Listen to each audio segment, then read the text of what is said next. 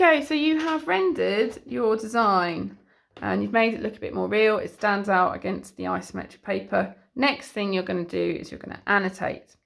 So when you are annotating, you are labeling and talking about how it's made, etc.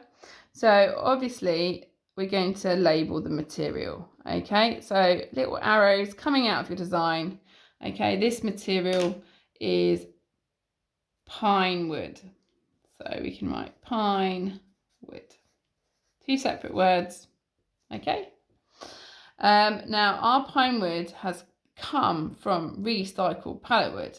So if you wanted to write a bit more than a label, you could write down that this is from recycled pallet wood. Okay.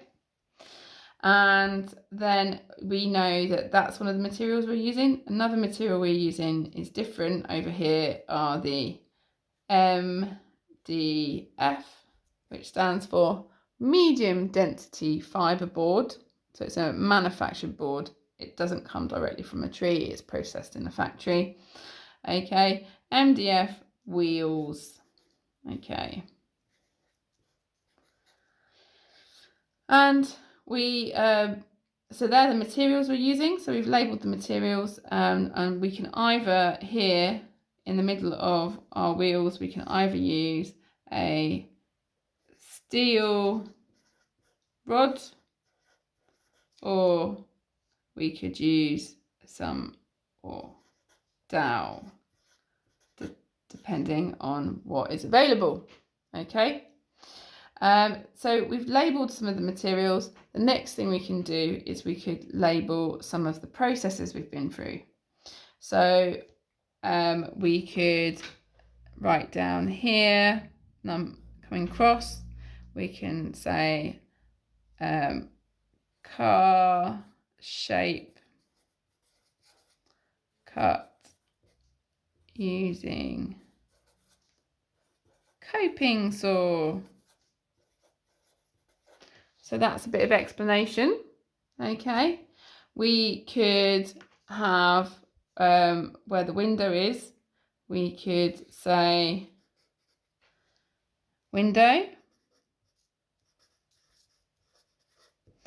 drilled and cut out. Okay, so that does a bit more explanation.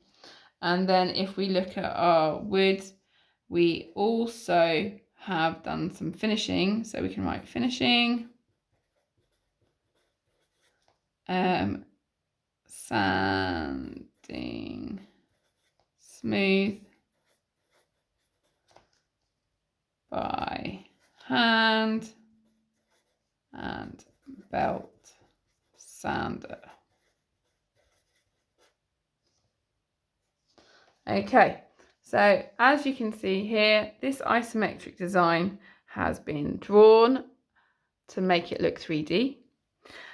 Using isometric paper, we've rendered it, so coloured it to make it look more realistic and to look like the material, the wood and the MDF.